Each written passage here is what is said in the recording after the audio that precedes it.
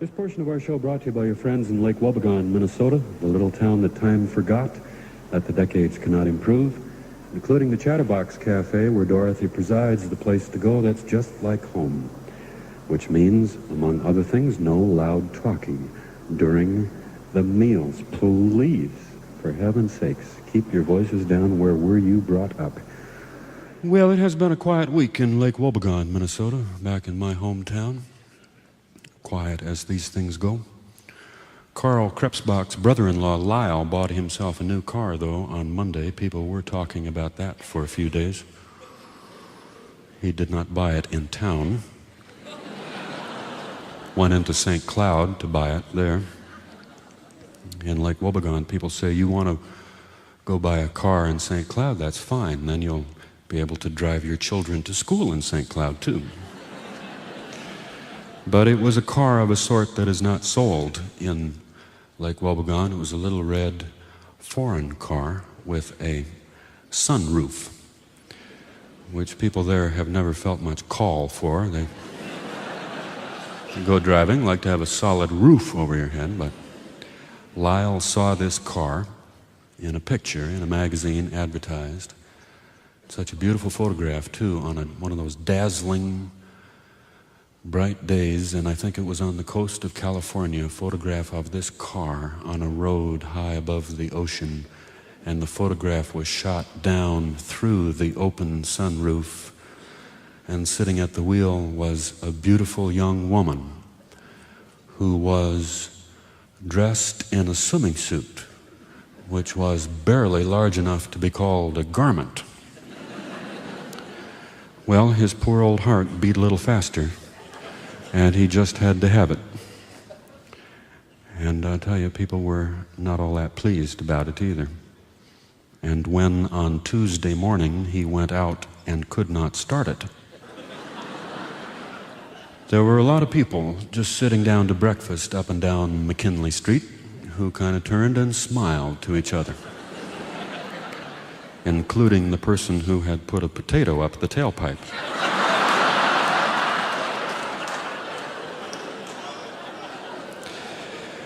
I don't know, Lyle has lived there for 12 years, but he's still considered a newcomer by most people, and I guess he must be a newcomer if he doesn't know that it's a rule there that you take care of your own before you go looking to strangers, say, in the purchase of automobiles or in other forms of romance. A grown man who develops a crush on the picture of a girl in a magazine is not operating with his clutch fully engaged, as we say.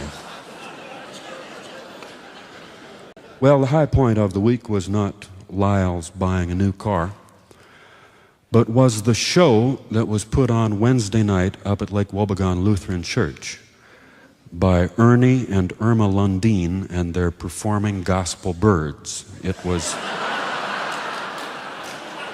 Wednesday night. This is something that the deacons discussed early this last summer and voted on, to put on occasional programs in the church on Wednesday nights, because attendance at Wednesday night prayer meeting and Bible reading has sometimes been pretty slight. It has not been drawing well. And there have been more than one occasions when 5 or 6 people show up at 7:30 and sit and wait until 7:45, and then if Pastor Inkvist is not one of them, they just look at each other. And they think, well, what do we do? What's supposed to happen? And maybe say a silent prayer and just sit and read for about 45 minutes and then go home. So they're trying to attract more people up to church on Wednesday nights, and the deacons, Val Tollefson was the one who really was behind this and who got it through the deacons, and who called a Christian booking agency and lined up the programs for the upcoming year. There is a brother Flem Koster, the world's tallest evangelist, who is coming, I think, in November. And there are the Singing Whipples, who between the 6 of them play 37 musical instruments. Coming this winter, in February, there will be the regional playoffs of the Scripture Drill competition.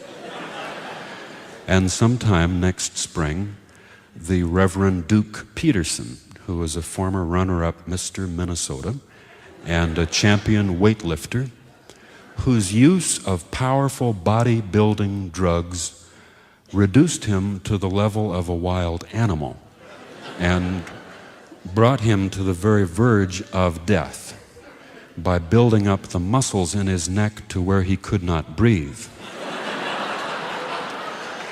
And he was actually dead in a hospital for 6.5 minutes and then was revived and went into the ministry. He's coming in the spring.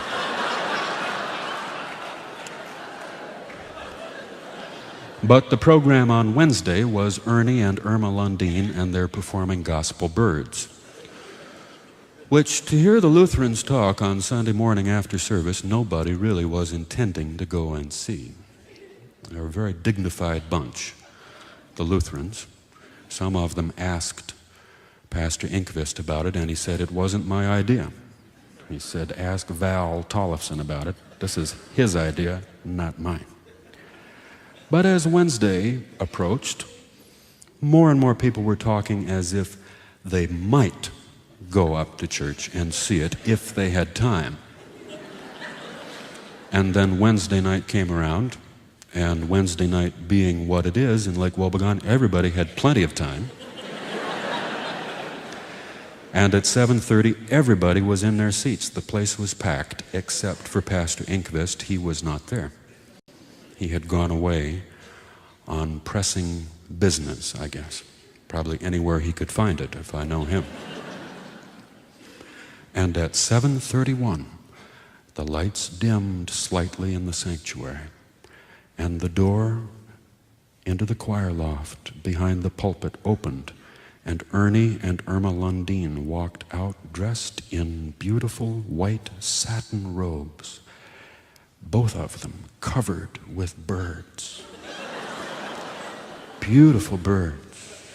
There were macaws, there were canaries, there were doves and parakeets, some parrots, a couple of crows. And it was a stunning sight.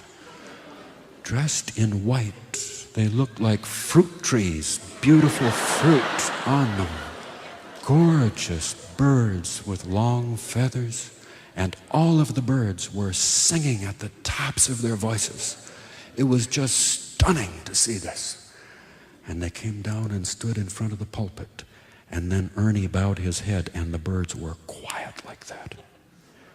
And Ernie prayed that all who were here tonight would be blessed by the message, and especially those who came to scoff and to mock. May they, Lord, be even more deeply blessed. Which made everyone feel about that tall. Well, it was about a 45-minute program with these, I would say, 40 birds, is what I heard.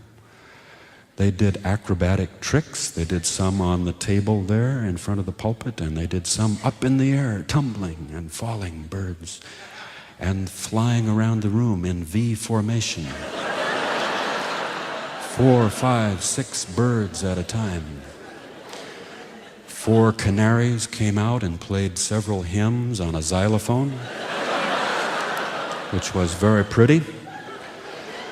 And then Ernie talked for a while about their wayward years that they had spent, he and Irma, in the circus and in carnivals traveling across America, performing under the name the Flying Londinis and trying to attain wealth and fame through their bird act. And meanwhile, Irma was back behind him, getting the birds dressed up in little costumes that she had made. And they enacted several stories from the Bible, including the story of Noah's Ark. huge ark there on the table, and birds dressed up as other animals. Elephants and pigs and sheep and camels, walking 2 by 2 up the plank in perfect formation and descending into the ark. And then the cover was closed, and then from the back of the sanctuary, and goodness knows how it got back there, a dove flew up from the back of the sanctuary and around the room 3 times and landed on the roof of the ark, and then the roof opened and the birds came up in a cloud straight up. It was stunning. And it got a huge hand. And then the birds took up the collection. People held up dollar bills in front of them, and the birds flew by and without stopping got them in their beaks and carried them back to the collection basket. It was so amazing, and especially when someone held up a 50-cent piece and a parakeet came in and took it in its beak and lost altitude fast, but worked at it and got back up and carried the 50-cent piece up and dropped it in. People were just stunned. And then Irma stepped forward for her testimony and told how growing up out in the country on a poor farm, she'd always loved birds when she was a little girl. Her family was poor. She was plain looking. She weighed too much. And she felt so miserable. She was attracted to birds, so graceful and so beautiful and so free. She just said, I love to sit and watch birds. And then one day, a bird came and lit on her shoulder. And she took this as a sign of God's blessing, that she was not alone, that she was being watched over. As it says in Scripture, his eye is on the sparrow. He knows when a sparrow falls. So his love holds us all. And then 4 parakeets played that hymn on tiny silver bells. I sing because I'm happy. I sing because I'm free. For his eye is on the sparrow, and I know he watches me. It was lovely. 2-part harmony. So sweet. Ringing out in the church. Then Irma stepped forward and said, we'd like to close the program tonight with something special. I would like each one of you here tonight to experience the same thrill that I felt when that bird landed on my shoulder. I'd like every eye closed and every head bowed. I would like every person in this room to sit and contemplate God's great love for us in our lives.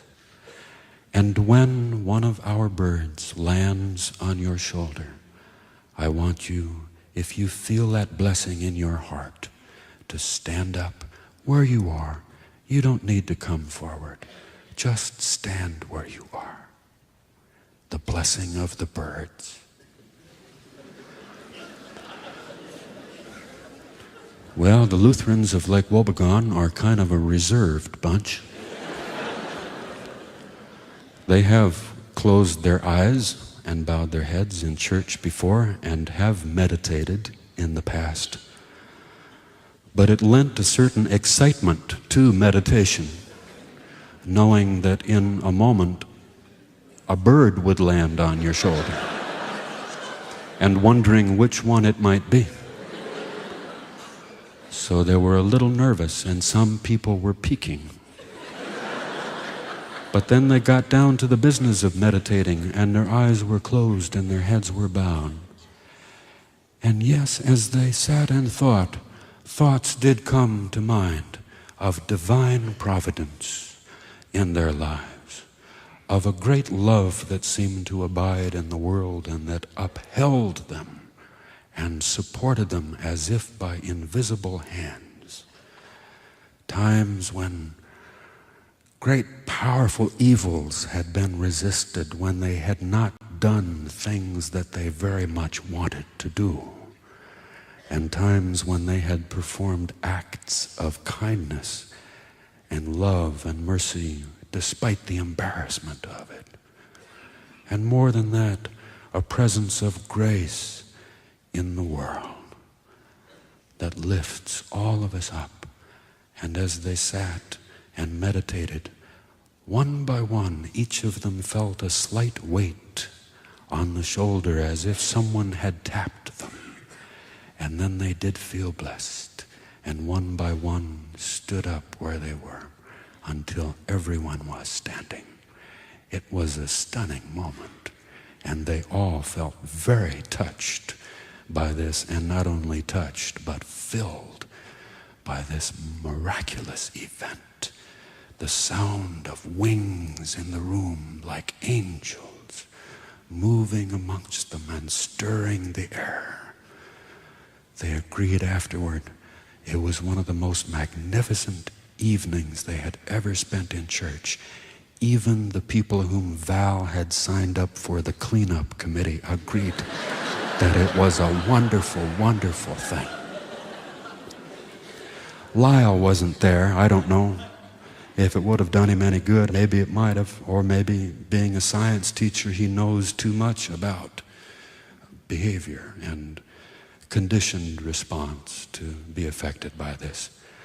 But I wish I had been there. I feel better now, having told you the story of the performing gospel birds. But I know I would have told it a lot better if I had been there on Wednesday night at Lake Woebegon Lutheran Church.